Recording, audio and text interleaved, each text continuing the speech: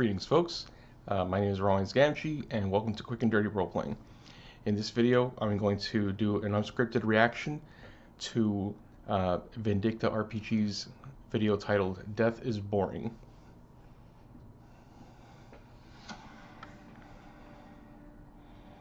There we go. Welcome to another episode of Vindicast, where we talk game design and attempt to prevent unnecessary funerals. Today's topic is one every GM has wrestled with, sometimes gleefully, sometimes by accident. Don't kill your players. Sometimes they're characters. Let's be honest, most TTRPGs were designed at a time where characters were cheaper than pencils. You lost one, get another one, and get back in the dungeon.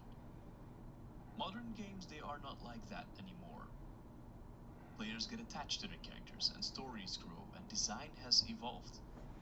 And yet, GMs still hover over the table like a Victorian doctor holding a suspiciously large bone-saw. So today... Okay. So yeah, that whole bit about modern games being stories or whatever the heck, and players, how they didn't used to become attached to their characters. I don't buy that. I don't think that's true. Yeah, it could be the case that some players, they weren't really attached to their characters. And some players, I think, could have been attached to their characters based on the progress that they've made, and having a character die after playing them for like months on end, or maybe even years on end. Even in that respect, the longer a player plays like a particular character, I think even beyond the stuff they've accumulated and the power that they've gained, of course they're going to grow attached to that character. Saying that they're not, I don't know, I think that's fallacious. And the whole bit about modern games being about storytelling, that is also whatchamacallit, insofar as modern games focus on storytelling, they cease to be tabletop role-playing games. We're going to untangle what death should look like in a game, and what it shouldn't do, and how you can keep tension up. Let me max out the volume here, just in case. High without sending your party to the great character sheet pile in the sky. Let's get into it, before someone fails a saving throw, just from listening. So before we talk about why death shouldn't be the default outcome in modern tabletop design, we need to understand why death became a default in the first place. Because I don't think it was intentional. It was inherited. TTRPGs didn't begin as narrative games or the games we know. Hold on. I screwed that up. I'm gonna stop doing that.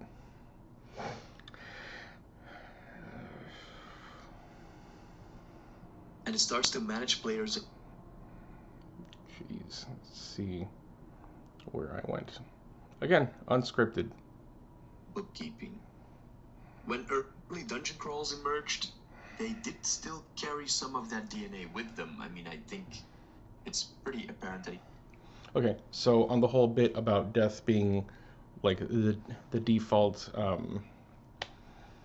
I guess, ultimate consequence for player characters, that ties into the nature of the game being played. So I think he either mentioned it or is going to mention it later on about the wargaming origins of tabletop role-playing games. But let's take it to like Blackmoor and Greyhawk, where it was about exploring dungeons, getting loot, basically like the extraction game. And I mean, if death wasn't an option as like the ultimate consequence for these characters, then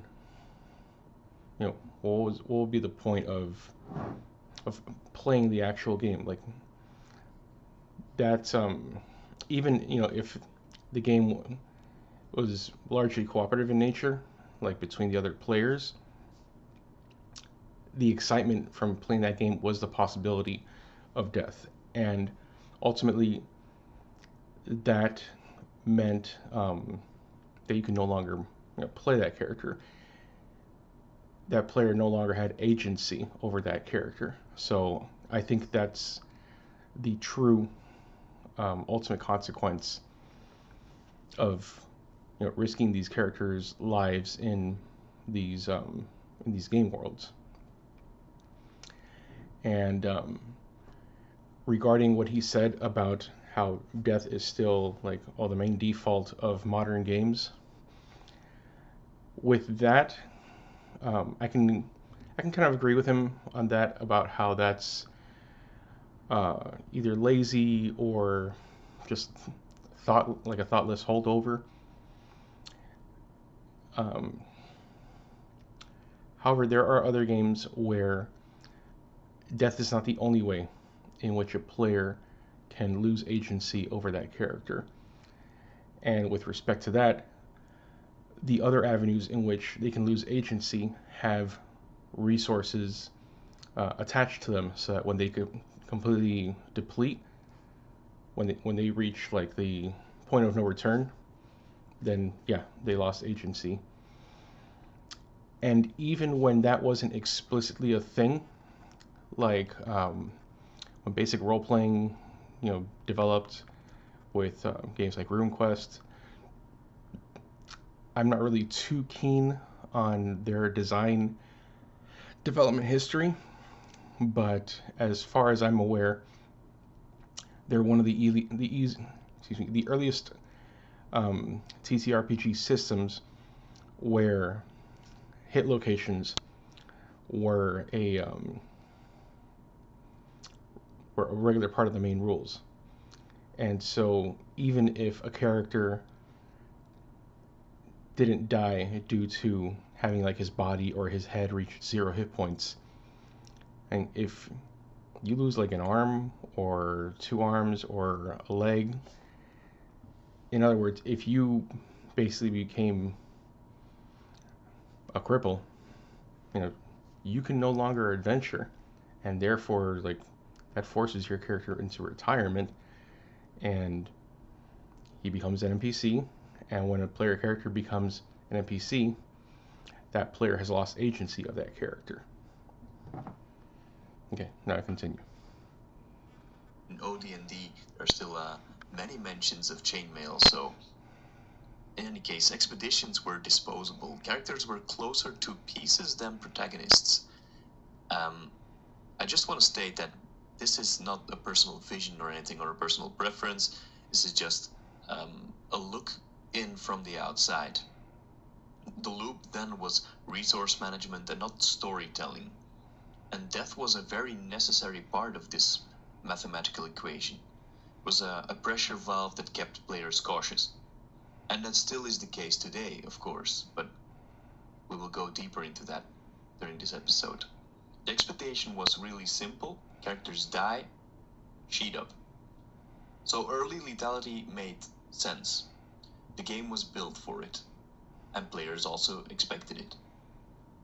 But the hobby didn't really stay there, and through the later 70s and into the 80s, the culture slowly started to shift. Players wanted their characters to be their character and not just a character.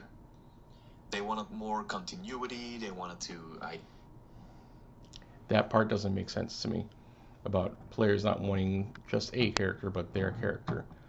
And if they were the ones who controlled it, then it was their character. And perhaps to preempt him, the thing that made players more susceptible to the sunk cost fallacy, so to speak, of their characters was the sunk cost here was in the time it took to create their character, not simply to play them. And not just in the technical character creation elements, but also like when they go into the narrative creation elements, like developing a background. People writing like pages and pages of character background for like level 1, you know, a level 1 nobody basically. And with like OSR players, my impression is that for them is their background is developed through play, not like I'm already like I have like this prehistory, so to speak, and then I'm bringing it into the table. Like, no, make something of yourself, and that's that style of play that mainly D&D has shifted away from, because D&D has ultimately, if there's any game or if there's any TTRPG that has drastically changed its identity throughout the editions, it's been D&D. Going from like the dungeon crawling to like one game of that style where the name accurately describes what the entire scope is Alexander Macros's Adventure Conquer a King. Like in the earliest levels, you start off just as an adventurer, going on adventures, typically into dungeons or whatnot. But then when you get powerful enough, you have the capabilities. You have the capabilities to like start conquering like other areas. It's not just about delving into dungeons or whatnot. And that's also as a result of the fame that you accumulate as you become a more and more successful adventurer. And then as you become a more and more successful conqueror, getting land for yourself and getting sufficient land for yourself and building like a settlement, I would suppose, then you effectively become a king. And then that's about domain management. And just to see like where that ends, so to speak. And that was the model of what I would assume to be BX. The basic box set, levels 1 through 3, early adventuring. Like, hey, this is the these are like the tutorial levels of what it is to be an adventurer. And then with the expert, like, all right, now let's start adding like not just more complex abilities for your characters, but more comprehensive adventures, and eventually you get titles, you get territories depending on your classes. Like fighters get forts, thieves get like thieves guilds and like gangs, clerics, they'll have like congregations and churches, and wizards will have like wizard towers, and their title reflects that. Identify their characters, they wanted more growth, maybe more stakes. Campaigns also became longer. Narratives deepened, other TTRPGs started. As far as campaigns getting longer, I also am doubtful of that when comparing like older generation games to newer generation games, because of the scope of the game that I just presented. And not only in my experience, but from like Wizards of the Coast statistics that I've heard, that when groups start at level 1, if I recall correctly, the highest level they'll reach will be like on average 7th level, and this is like apparently this is data that they've been collecting from like the consumers. So if we're to transplant or if we're to superimpose that on like the older D&D models, they stayed stuck in the adventuring phase, or what they would call like tier 1 or tier 2, like accomplished adventurers, and never made it to like the conquering phase or the king phase. So yeah, I'm doubtful of that claim that he just made. To pop up with more focus on storytelling, and characters became more emotional investments instead of. Also, that focus on storytelling, uh, I think that's had a very deleterious effect on the hobby as a whole. And it's not like an intentional thing that was done. It just happened to be the influence that started with, I believe it was Margaret Weiss and Tracy Hickman when they made their first Dragonlance trilogy, starting with, I believe it was Dragons of Autumn Twilight. And I really enjoyed the books back when I read them in 12th grade, and that really got me into reading more novels. And it seemed that the people who read those books, they wanted their games to run like that. It's time. Roll for initiative. It was text from a friend. So, in a sense, this was kind of like a Critical Role effect before Critical Role came out close to like 20 years later, of people seeing like, oh, how D&D is supposed to be played, but here it was more like, oh, how adventures are supposed to be designed and played through, and oh, let's do it like a fantasy novel instead of like this more simulated world where a story emerges as the totality of all the cause and effect interactions between player characters and their environment. Practical assets. And suddenly, this inherited lethality from wargaming started to clash a little bit with the emerging purpose of play. Death was no longer a neutral mathematical event. In many cases, it became a disruption or a derailment, even a narrative reset. I think. In order for death to be a disruption or narrative reset, that requires you to run your game like a frustrated author rather than as what a game master.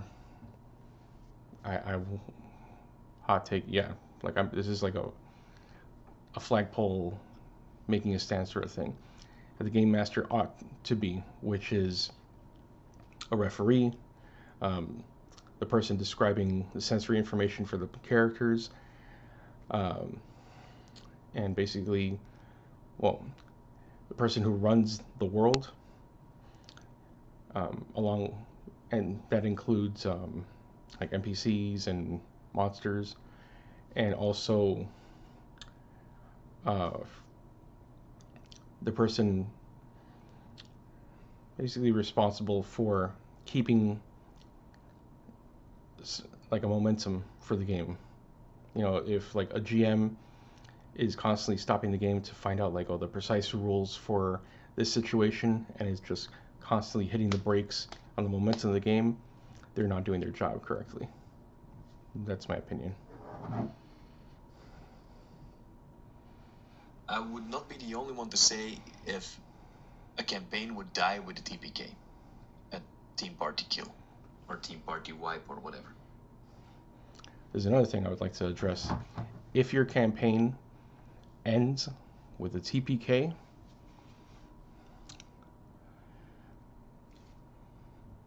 then the main focus of the campaign, or that occurred because the main focus of the campaign was that particular cast of characters. If you want to avoid having a campaign end with the death of some or all of the player characters, you need to treat your campaign as an anthology series, like with True Detective, for example, the show that came out on HBO. Each season had a different cast of main characters and told a different story, but they shared similar themes. If you treat your game, or if you treat your campaign like this, your campaign will not end. It will simply be, another series of events that occurred, and then, play out the outcome as it ought to be, and then introduce a new cast of characters. Now, if the outcome of the party wiping is, and therefore the world exploded or something like that, well, yeah, then that's another way for your campaign to end. But that's kind of stupid, and like, this is something that a lot of the Marvel movies have done, where, oh, if the main characters don't stop the bad guys, the world is destroyed. It's like, of course they're going to, of course that's going to be like the result, because having the world destroyed is stupid. It's the end of, like, nothing else can happen afterwards, at least in that world. So also, don't do that to your campaigns if you don't want them to end. If you don't want the literal campaign world to end with the death of the party. So, the design didn't adapt nearly as fast as the players did. And many systems, still today, they hold on to this high lethality even as expectations changed. There are still obviously players who enjoy this kind of play, and power to you guys, it's all fine. I'm not gonna tell you how to play or what to play. As long as you experience fun, that's fine. That's fine to me. So this created the tension that we still feel today. So a hobby that And people can derive fun from a lot of things. Doesn't necessarily have to be that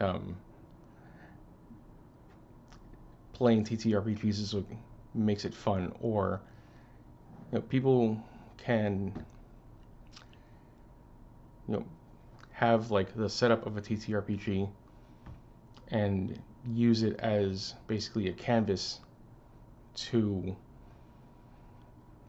kind of play out stories, so to speak, like already pre-written stories. Like, they're not playing to find out what happens, they're just deciding what happens.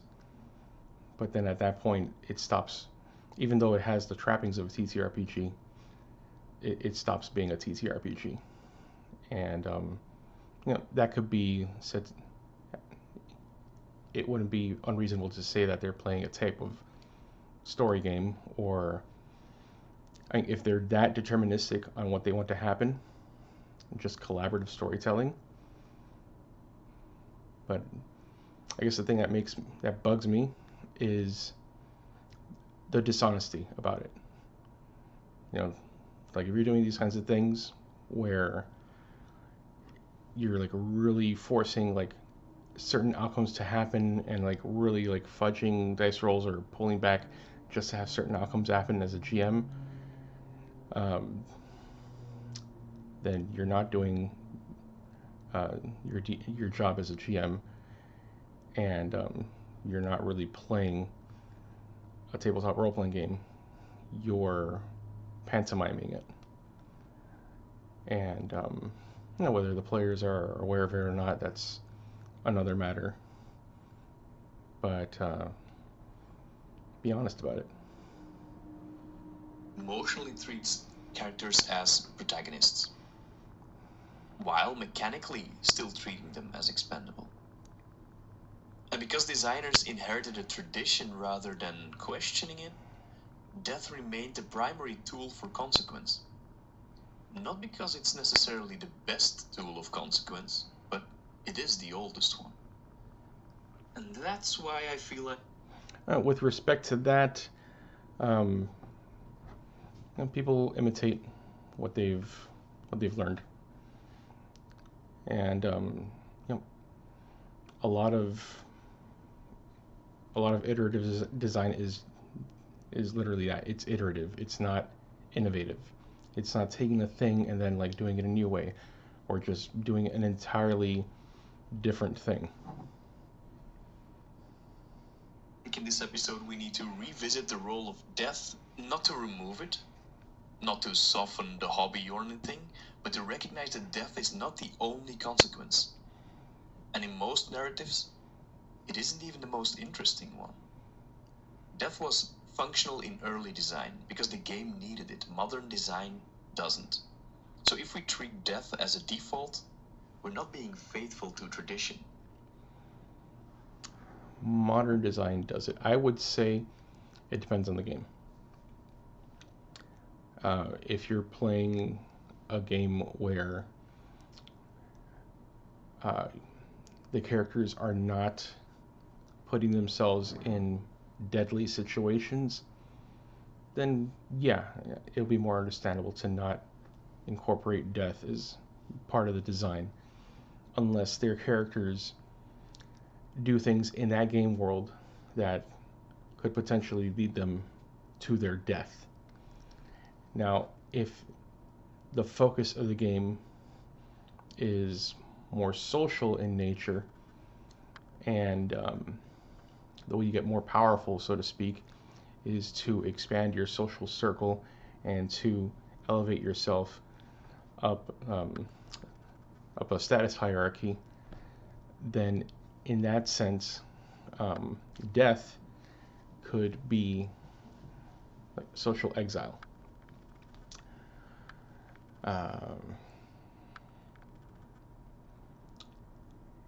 And I guess to put it more literally, not so much that death is your social exile, but when your character is socially exiled, they can no longer meaningfully participate within that community, and as a result, the player loses agency of that character. When they're exiled, they're literally removed from the community. They're no longer there. And since the focus of the campaign is there, yeah, roll up another character. We're being uncritical of it. This episode is about making death intentional again, about understanding its purpose, its psychology, the weight behind it, and why treating it as the ultimate threat is far more effective than treating it as the ultimate outcome. Death should serve the design and not. Rather than treating it as the ultimate threat, treat it as the ultimate outcome. On the surface, that doesn't make very much sense to me. An ultimate outcome, outcomes can be good or bad. It depends on the circumstances and the desires of the person affected by that outcome. Like the guy's like some suicide bomber, that perhaps death could be an ultimate outcome if it's achieved in the way that they wanted to, but that's not typically the case. But I guess to go back to what death truly symbolized with respect to the game, then losing agency over that character is the ultimate threat. Dictated. So let's talk about that. Now, before we argue against overusing death, we need to be honest about why death exists in game design at all. Because it's not accidental. Okay, death exists in game design, and specifically TTRPG design, because when you're playing in a TTRPG, you are pretending to be another person in a shared imagined space. And when you're role playing in that space, you're treating that place as a real place. And since there are common elements between this imagined space and the real world, and because you can die in the real world, it would make sense that you can also die, or that your character can similarly die in this game world. And that's why death is part of the game design. It serves real and practical purposes. So here are the main ones, and I will try to explain them as simply as possible. The first one is death creates tension. Players need to know that something serious can happen if they make bad decisions. Not as a slap on the wrist, not a minor setback, it's something big. Death is the clearest way to tell players this world is dangerous and you need to think. It makes players pay attention and respect the environment. Secondly, death helps players make meaningful choices. A choice only has weight or is meaningful when there's something at stake. Will we go down this dark tunnel? Do we fight or do we run? With regards to the meaningful choices, death isn't the only way to make choices meaningful. Typically, a loss of some kind can make deliberating between choices meaningful, and death, therefore, the loss of player agency over that character, is the ultimate consequence of, the ultimate threat from which to consider, like, which meaningful choices to make. Do we burn resources now or do we save them for later? Death raises these stakes. If it forces players to think strategically instead of sleepwalking through the game. Without the possibility of death, most decisions will lose their sharpness. Depends on the game. And since I think it's safe to say the vast majority of TTRPGs involve putting your characters in potentially deadly situations, then yeah, that makes sense. And when it doesn't, then it doesn't make sense. Third, death always keeps the game honest. When players know they can die, well, their characters at least, the world will feel more real. If everything magically works out, the game becomes predictable and safe and dramatically flat. And death acts like a rule that says the game will not protect you. And that rule... Death is not the only thing that can serve that function. Just applying applying logical consequences can serve that function. I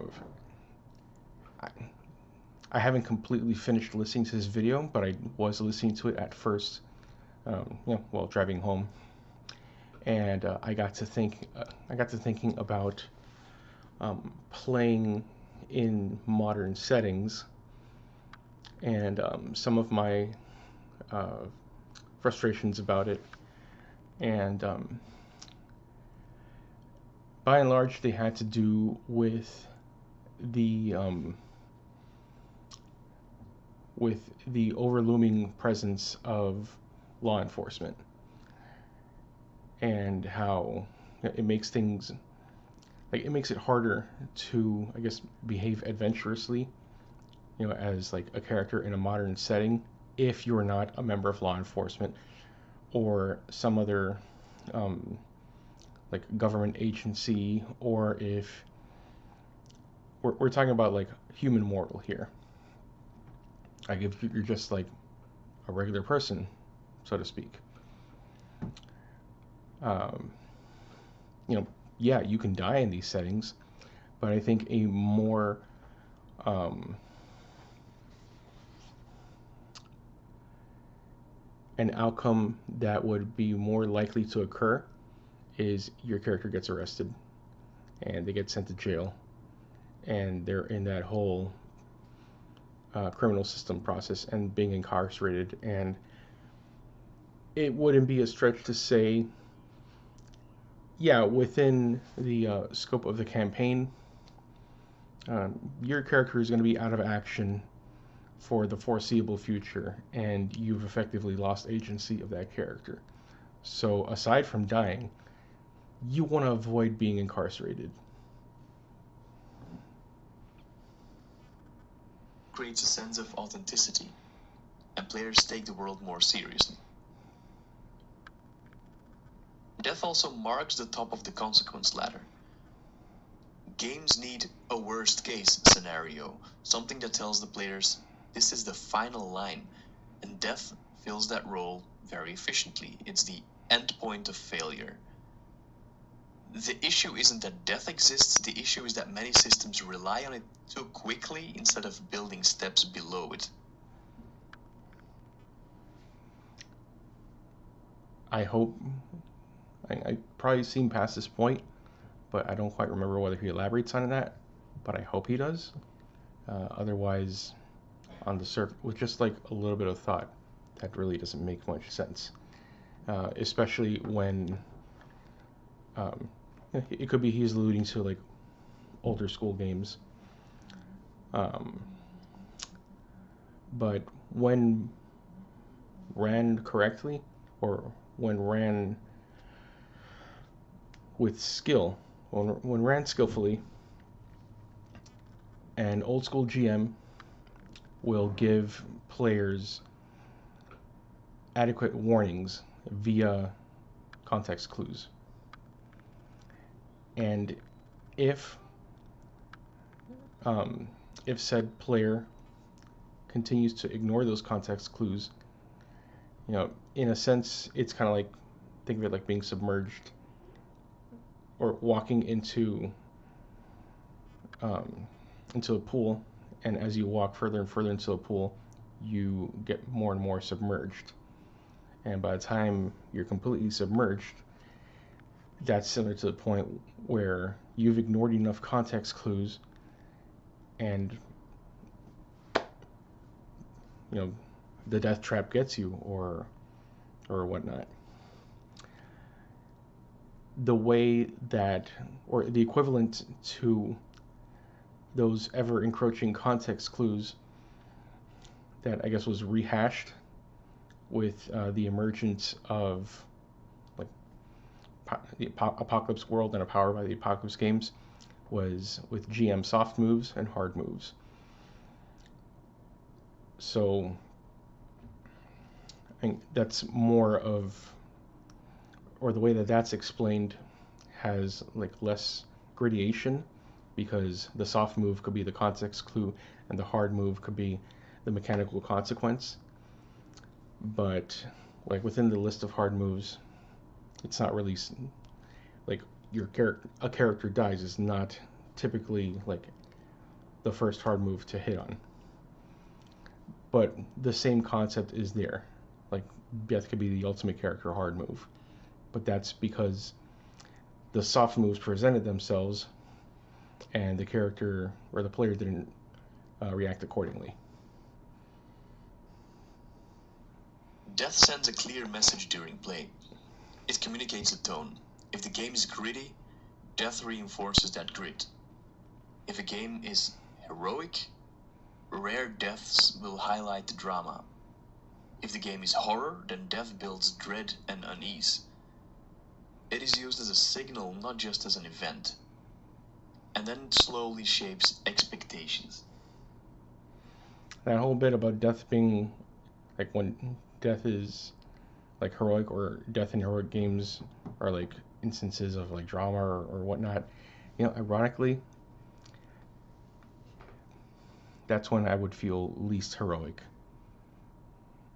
It's like in certain comic book stories, like in like Superman stories, where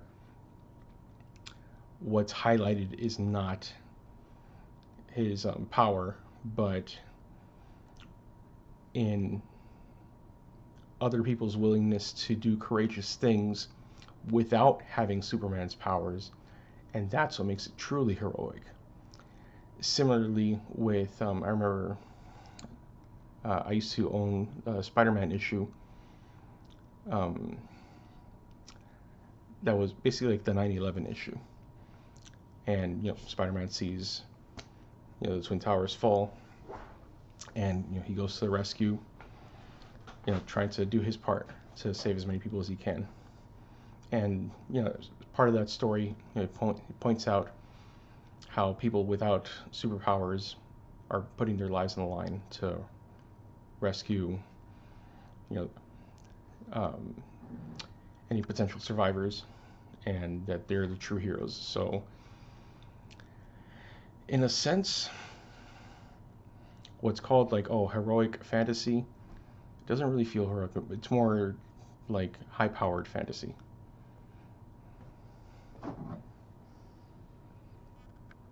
And even there, with high-powered fantasy, um, unless the high-powered characters are taking on high-powered threats that would challenge them, um, and that those things would be too much for non-high-powered characters. I don't know. It doesn't feel like they're being very heroic. They're just doing what's easy. Death used to fit short form play and not the longer arcs that we play today. In old school dungeon crawls, players created lots of characters. Campaigns were looser, and deaths weren't emotional events. They were part of this gameplay loop. Now the hobby became more. I call bullshit on that. That deaths weren't emotional events. I mean, if you go in with that expectation that my character can die at any time, and I guess in order to kind of psychologically protect yourself, that you have that level of detachment for your character, or if that's just never a thing, then of course it's not going to be an emotional um, event. But if you don't do that, then yeah, the death of a character could be an emotional event, even in old school games. Shit, level loss was an emotional event. Character centric, character driven. Death often clashes with modern expectations, but its original purpose still teaches us something. Players still need high stakes threats. They just don't always need that finality of death. So it works in game design because it adds.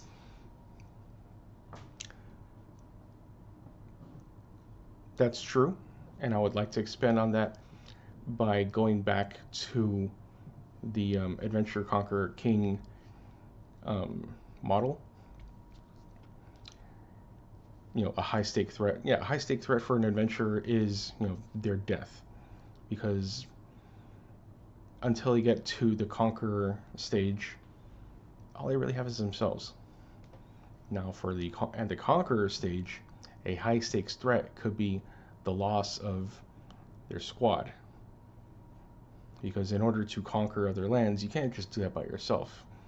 Even if you get fat loots, so to speak, like you'll need other people to like manage stuff and to help you invade or administrate. Like you need people. You can't just do it by yourself all the way to level 20. You can't just be a solo kingmaker man unless you have like the power of a god or some shit like that.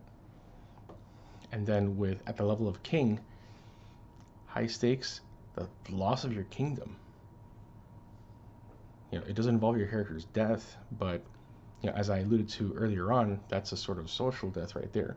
Just like as a conqueror, the loss of your squad is, it can serve a similar purpose. You will no longer be able to function as a conqueror if you don't have a an effective enough fighting force. You will no longer be able to what can I call it? You will no longer be able to act as a king if there isn't the social structure or the other people to consent to your kingship, so to speak. Because people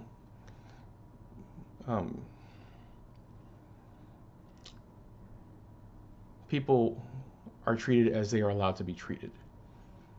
And in order for a king to treat others as they do, they need to be they need to allow the king to do that.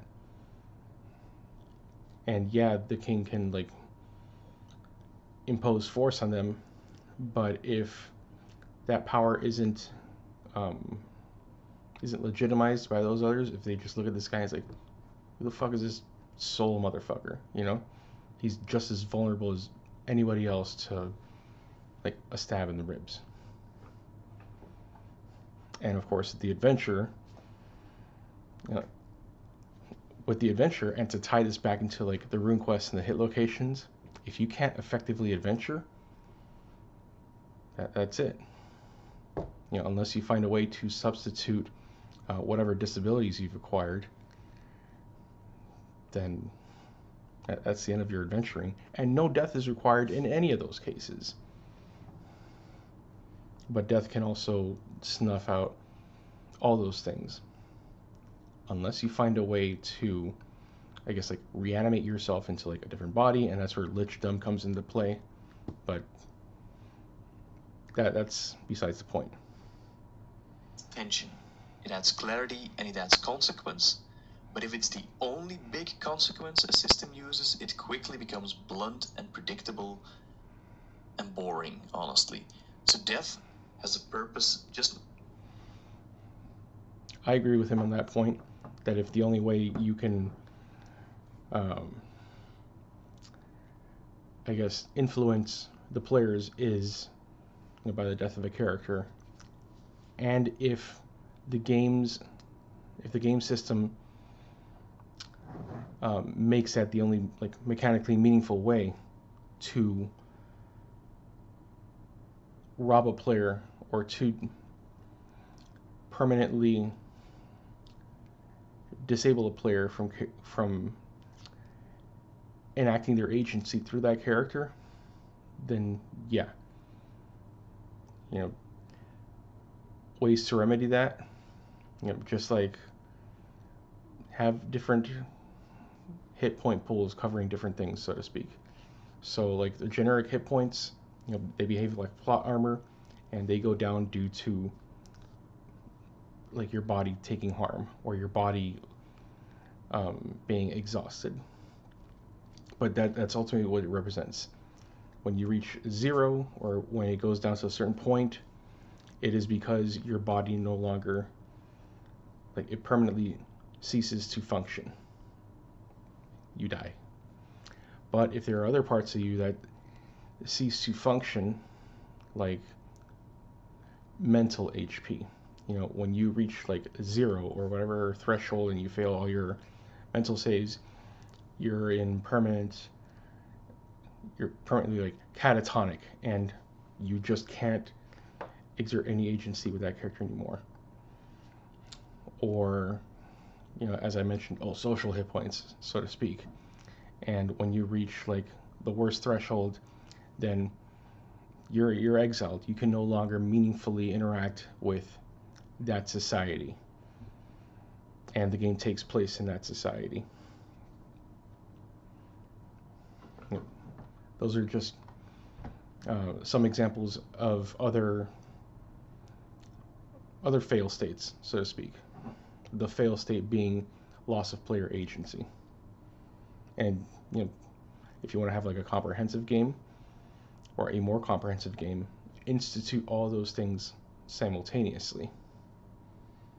Not the purpose most systems rely on today.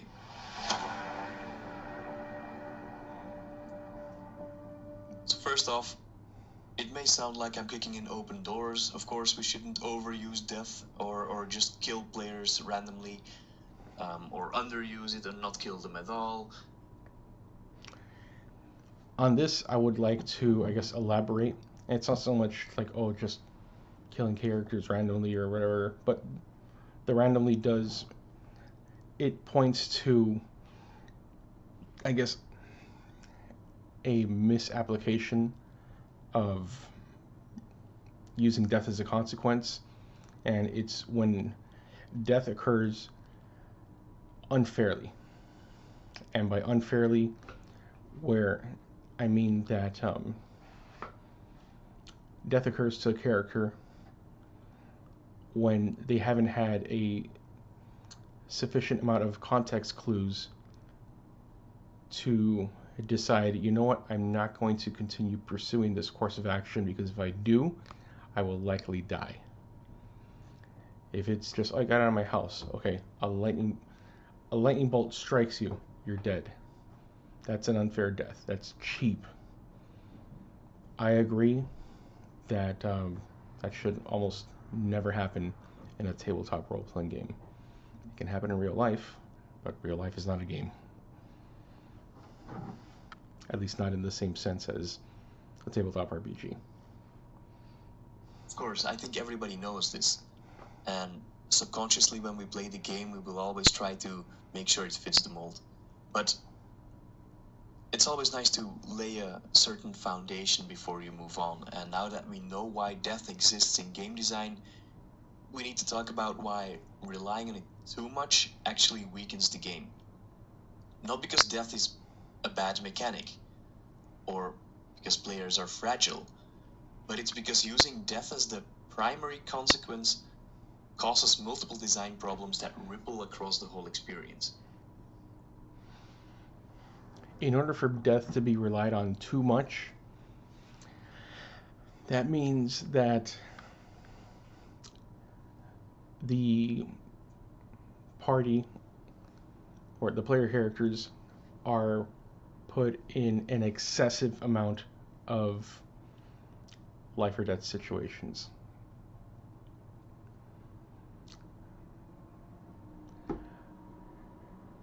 If they don't make, I mean, that could be the case if they are in,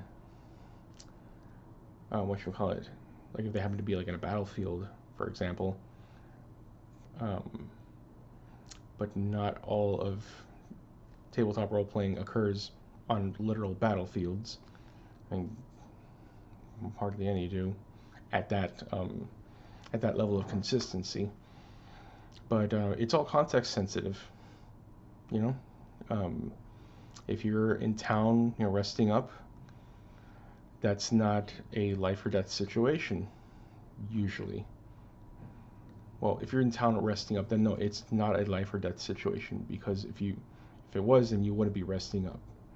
You would be fighting for your life or running for your life. So, yeah, to say that is to imply that is to logically imply that player characters are constantly in life or death situations. And I find that to be a silly way to run TTRPGs.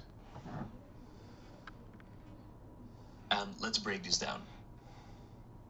When a character dies, their story doesn't continue, it resets. Everything that player has built. That's not true. When your character dies and their death is permanent, their story ends. It doesn't reset, because you're not starting with that same character from like the beginning.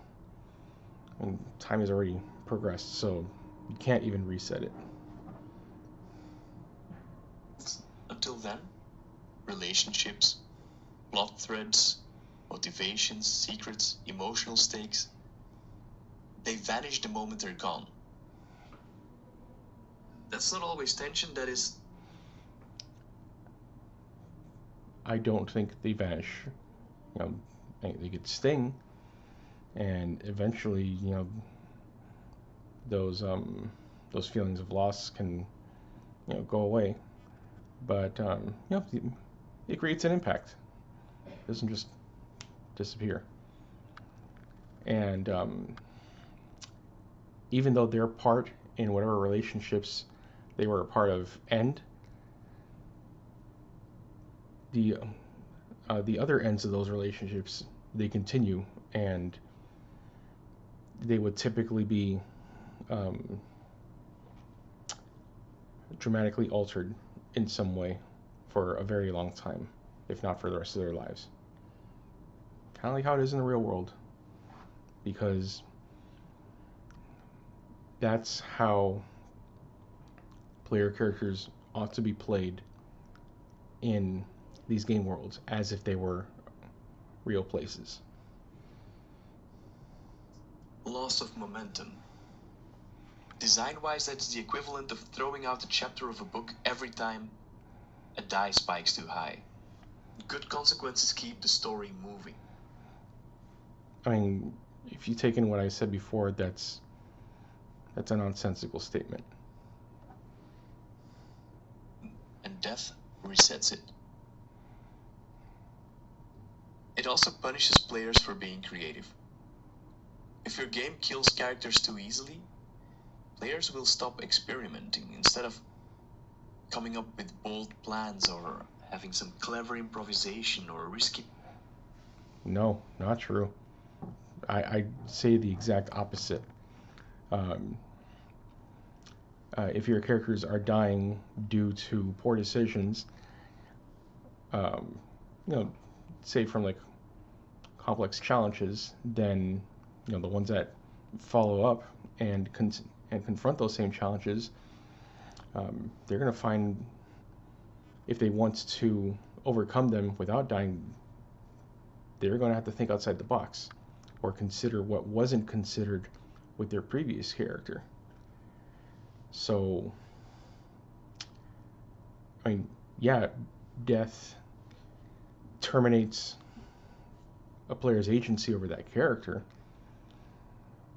And I think in a bit he's going to talk about how it makes players more fearful. And that kind of makes sense, because they're put in. Fear is a logical response to danger, because every creature wants to survive and replicate, or at least that's what the biological impulse is. And if not, then that species will genetically cease to exist. Moves and dramatic moments, maybe some emotional scenes, you get very safe choices and predictable strategies and passive problem solving, fear-driven play. Because players learn one thing very quickly. If I try something and I fail, I lose everything. And that's not always healthy tension, that's suppression. Now, if a game system is built around... Not necessarily. If you try something and you fail, you don't necessarily have to lose everything. I mean, if it's the first thing you do, or if it's the first thing that happens when you try and fail something, you lose everything. Again, that goes back into what I mentioned about unfair play. When you try something and you fail, that should be a learning opportunity. So, okay, I did this. It didn't get the results I wanted. All right, I'm going to study it. Why? Get as much accurate. Do your best to get as much accurate information as possible. Incorporate that, and then make a better decision, so that hopefully you can succeed the next time around. Around this loop, if it's in short loops, that you can create a character very quickly and you're not the true protagonist of a story, in longer arcs, yeah, then that's fine, that's okay. But in modern game design, it turns every encounter into a coin flip. When death is the fallback, gameplay often collapses into binary outcomes. You live.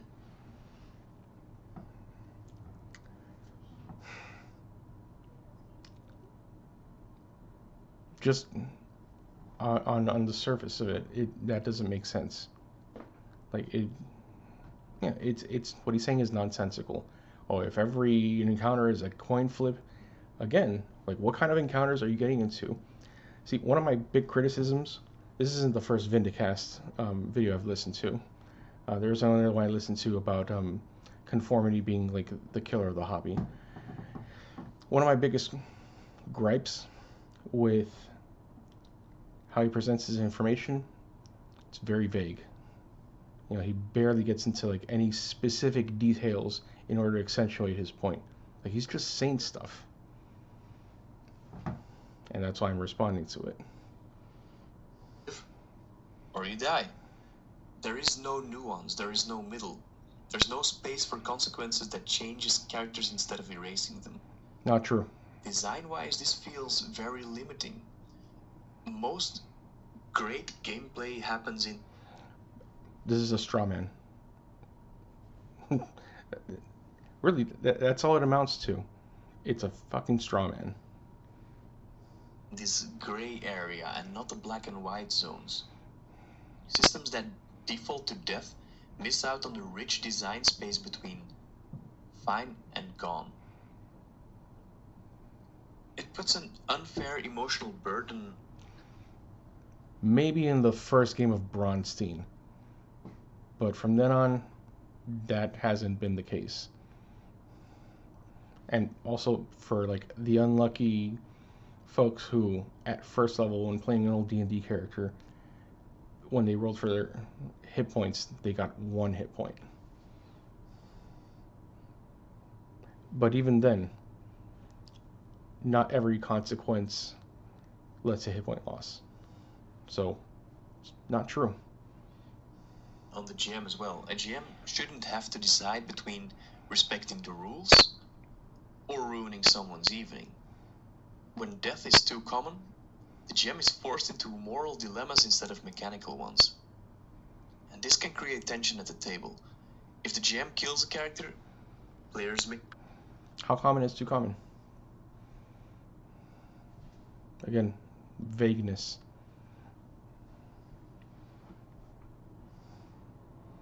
May resent them. Maybe it's not always the case, but if it happens too often, maybe. If the GM doesn't, well, players may feel cheated or infantilized. It could become a design failure and not a GM failure. The system should provide tools for meaningful consequences without forcing the GM into these emotional crossroads. Most games do. Please, give examples of games that do what you're saying. Otherwise, you're making straw man arguments, and you're essentially lying to your audience. It also disrupts group dynamics. Every time a character dies, the party composition shifts.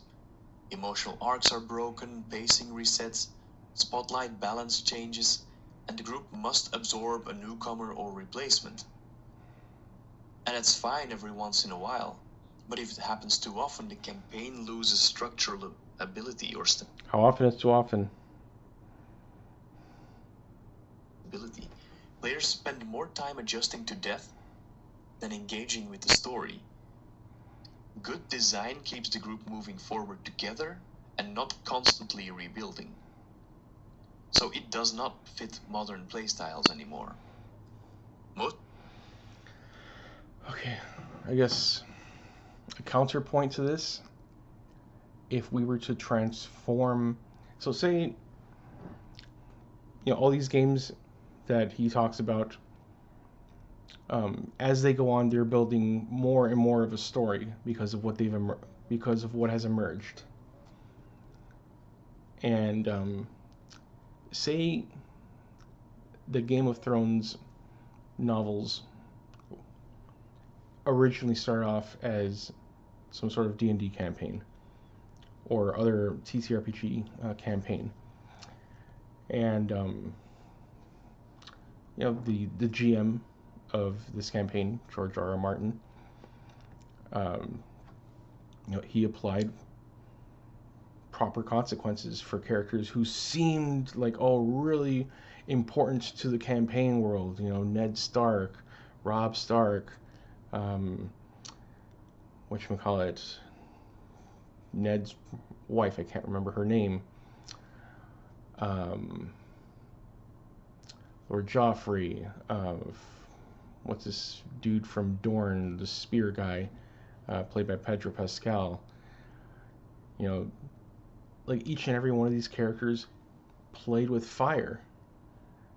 They fucked around, and then when they got found out, or they found out what the consequences of that was, with Ned Stark, he refused to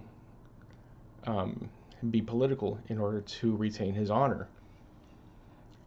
And nobody had his back. Ultimately, the spider could have let him out, but as he said, why would I do that?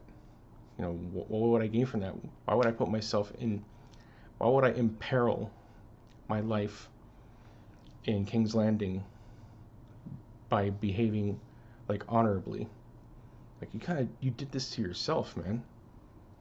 Like you were hard-headed. Like yeah, you were honorable and whatnot, but you're a politician.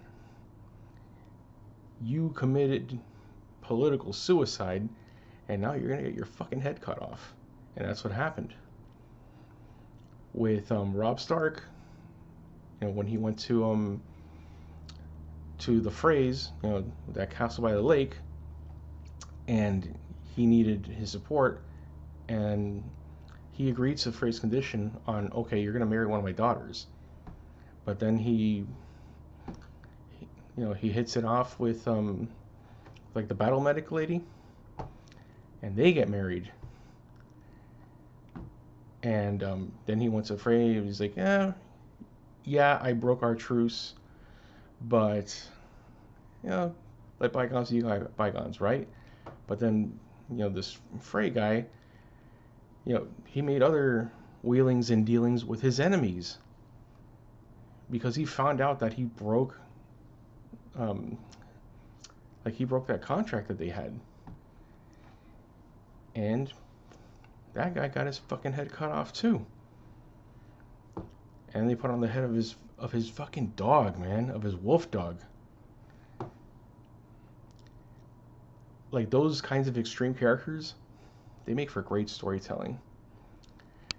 When you apply that into tabletop role-playing games, where the world and the GM takes the world seriously, then of course it's going to happen to you. Of course it's going to happen to you. Not even dice rolls can save you at that point. And then, there's supposed to be some sort of like plot armor or plot protection put in order for like your special character to be unaffected by the consequences of the decisions. No, that's bullshit. That makes for terrible storytelling and for terrible play. I mean, that's why people hated Game of Thrones during its last seasons on HBO. Because people got fucking plot armor.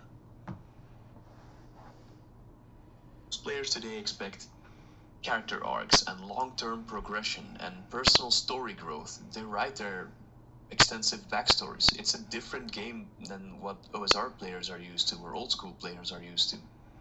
They want continuity. But lethal first design, like old school...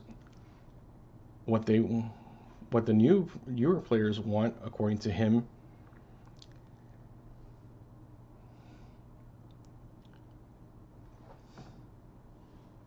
they want to be on rails, basically. They want to be on rails, and they want guarantees, but they want a Universal Studios ride. They want to be on the Jaws ride, where their boat shakes and there's water splashing on them, and the Jaws animatronic thing comes out and raw, and then there's like the barrel exploding and they feel the heat, but they're gonna be safe. They're gonna be safe, you know, and they're doing this in game format. You know, they roll whatever results the dice come up. You know, it ultimately doesn't matter because they're gonna be safe in the end. It's like, I don't know. If I ever come to that realization when I'm playing a game, I'm not going to take the game seriously anymore, and I'm not going to want to play in that game because that's not why I play. You know, and if the GM happens to be fudging dice, you know, first I want to see all the dice rolls up front. You know, and even then, the GM can still adjust numbers in their head. You know, if they're gonna fool me, they better do a damn good job that I never find out that I'm being taken for a ride. And I hope I never find out after the fact either, because then that would invalidate my experience as a player. And I don't think any player deserves that to happen to them, even if the alternative is that they feel frustrated or disappointed when their character dies. That's part of the process, though. You know, eventually, yeah, pick yourself back up, make a new character. You know, go in there with that new appreciation that the stuff you do matters. Design comes from a time when characters were disposable. The hobby has evolved.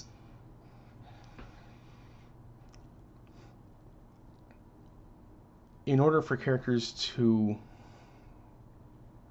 matter, they need to be able to. The player needs to be able, or there needs to be the risk for the player to lose agency of that character permanently, whether it's through death, catatonia, exile, whatever, or sacrifice. Yeah, they need to have that state, and to call them disposable does a disservice to them.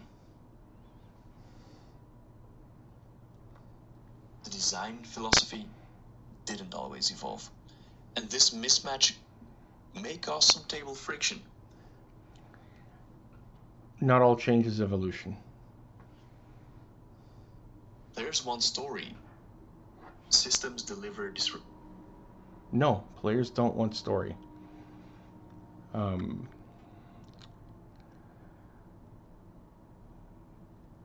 If you're just gonna, you know, at the expense of like committing the no true Scotsman fallacy, real player, I'll do it. Real players don't want story. They want a place so that they can do stuff that matters. A place where when they do stuff, the place itself changes. And as that changes, you know, they can enact change on themselves, you know, empowerment. Or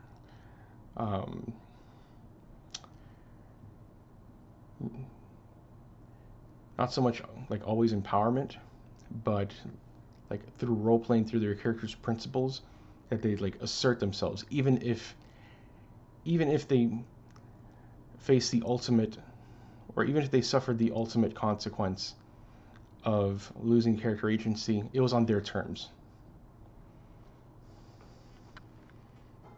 Corruption. More design needs consequences that support character depth and not delete it. So, eventually death will devalue itself. If death is too common, it will stop feeling meaningful. If death is dealt unfairly, it will stop feeling meaningful. No more drama, no more weight, no more emotional impact. Death becomes a shrug instead of a moment. And design-wise, that's wasteful. Death should be powerful and memorable and earned. Heroically. Eesh. Eesh. Oh man, earned. And it is earned when you ignore the signs. Uh, Heroic. If you behave like a dumbass and you die because of it, why should that be heroic?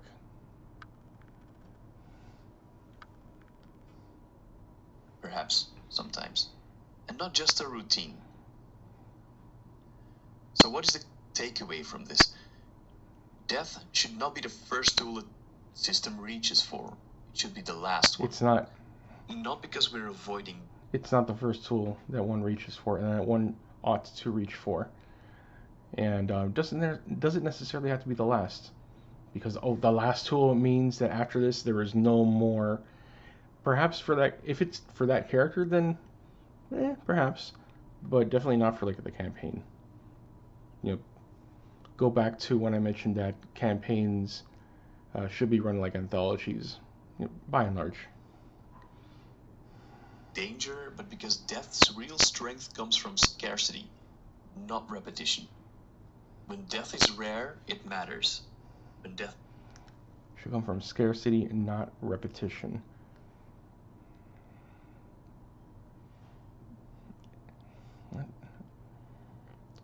I mean, if players play smart, then death is rare. This constant becomes noise. Good design uses death intentionally and not casually.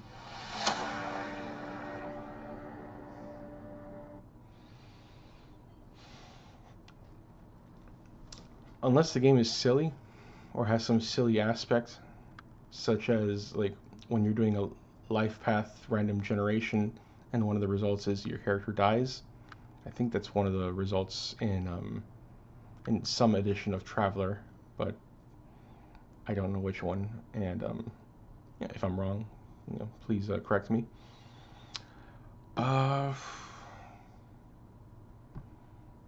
Yeah. For now, I'm gonna cut this up into multiple parts, and the video is almost 48 minutes long, and I wouldn't be surprised if my reaction to this point is 48 minutes long, if not longer. But I'm going to continue, with part 2 and possibly part 3 of reacting to this particular episode of Vindicast. But yeah, if you have any comments, leave them, keep them respectful and relevant. Until next time, take care, folks, and play to find out what happens.